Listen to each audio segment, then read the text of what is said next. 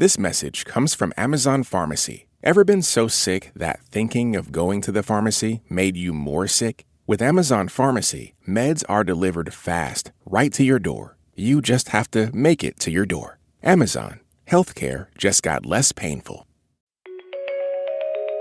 Hey, it's NPR's Book of the Day. I'm Andrew Limbong. Roxie Laybourne has made my life safer. If you've ever flown on a plane before, she's made your life safer too. She was a forensic ornithologist, that is, someone who studies birds and feathers at crime scenes, sometimes involving an aircraft. She practically invented the field, and it wasn't easy. At the time she was working, ornithology was very much a male-dominated field. But she overcame that through the sheer force of her skill.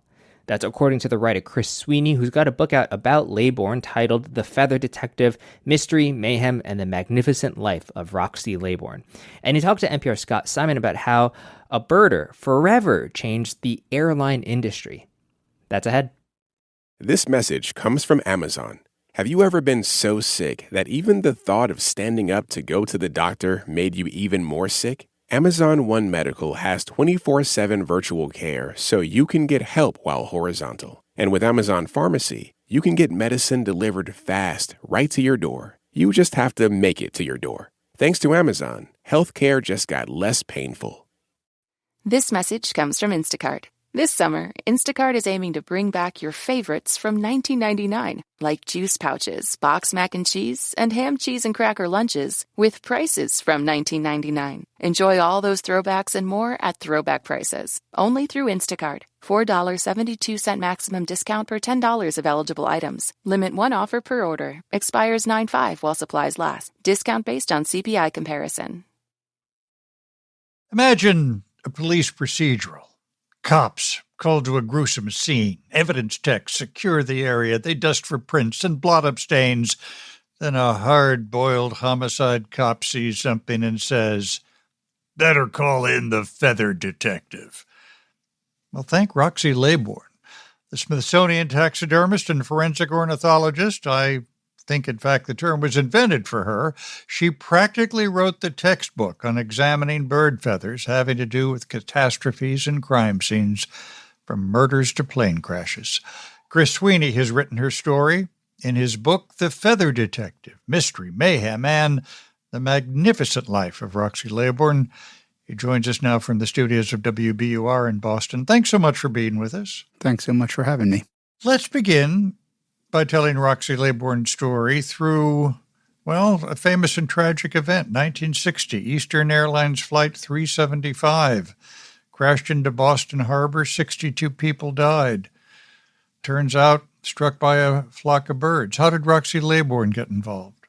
At that time, it was known that airplanes and birds were not a good recipe, and no one really understood, though, that a commercial airliner would be at risk. So when that airplane went down, there was speculation that it was birds. Some witnesses said they saw birds, but the CAB, the Civil Aeronautics Board, and the FAA, which was in its infancy at that stage, they didn't know what species was struck and how many. And so when they extracted the airplane out of the harbor, they found some bird remains gunked up in the engines, and they needed to figure out what kind. And so they sent them to the Smithsonian down in Washington, D.C., which has an enormous bird division with a lot of specimens. And Roxie and her boss kind of dug in, and lo and behold, it was a large flock of European starlings that caused that crash. And Roxie had found a feather that helped her piece that together and, identify starlings that were for sure the bird that caused that crash. And that kind of led her boss to say, Roxie, I think this is going to be your work from here out. How did Roxie Laybourne develop what I'll just call this area of interest? She had worked as a taxidermist very early in her career. In the 1930s, she worked at a museum in North Carolina working in taxidermy, and she was good at handling birds and preparing bird specimens. She'd been dissecting birds from a young age, hadn't she? She had been, and she always had she was a real outdoorsy type young woman, had an interest in birds, biology, ornithology, and she was quite good with a fleshing knife and understood the basics of taxidermy. And as she got better at it, She got a position at a museum. She was the first woman taxidermist in North Carolina to hold a, actual job in that field in a museum. And then come World War II, the Smithsonian's bird collection was falling into a state of disrepair. A lot of the men who worked there had gone off to fight, and so they needed to bring in taxidermists. And Roxie came up from North Carolina and really impressed some of the staff with her abilities to, repair these old specimens and to breathe new life into them. And these specimens are very important for research purposes. 1 year alone, Roxie Laybourne was called into 45 criminal cases? That is correct. And a lot of them were poaching cases. Help us understand some of the poaching cases. There was one against a very prominent family.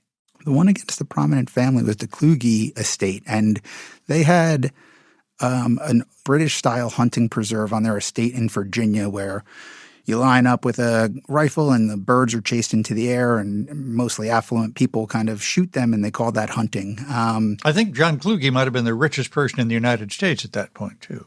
The richest or the second richest.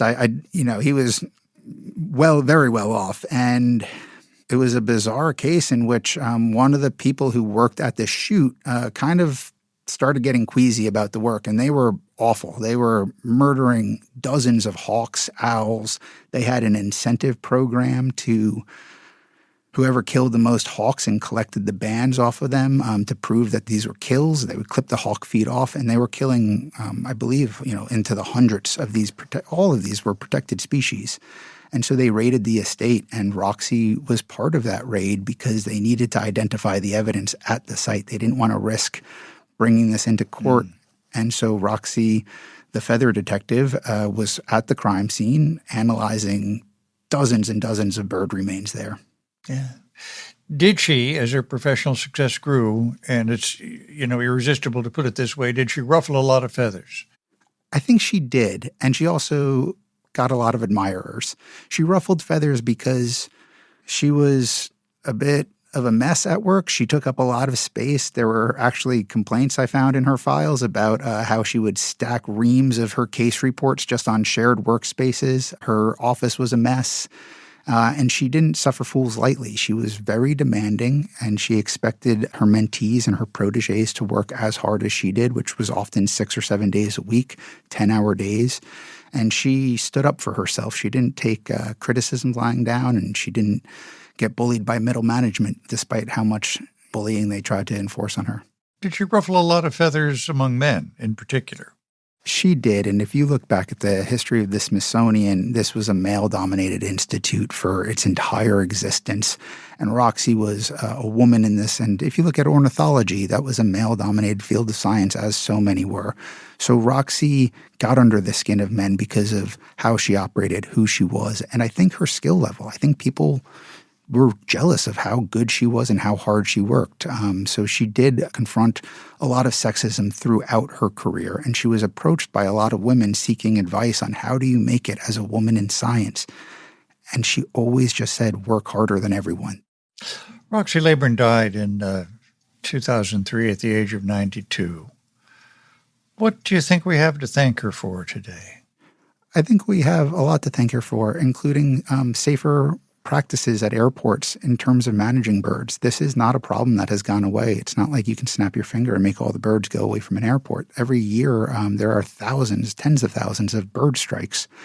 Roxie's pioneering work in this field helped airports realize we need to set up practices to keep away birds, to manage them, to keep them out of flight paths, and knowing the species may tailor, you don't want long grass if you want certain bird species. You got to get rid of standing water. So Roxie's identifications really helped inform modern day practices of how airports are managed and maintained in terms of wildlife.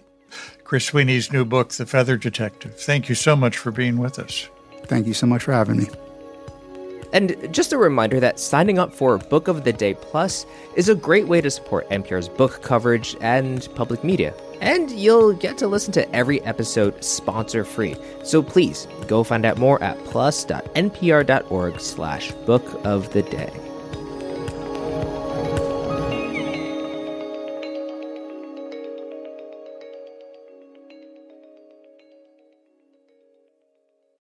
This message comes from Schwab. Everyone has moments when they could have done better, like cutting their own hair or for getting sunscreen, so now you look like a tomato. Same goes for where you invest. Level up and invest smarter with Schwab. Get market insights, education, and human help when you need it. Learn more at schwab.com.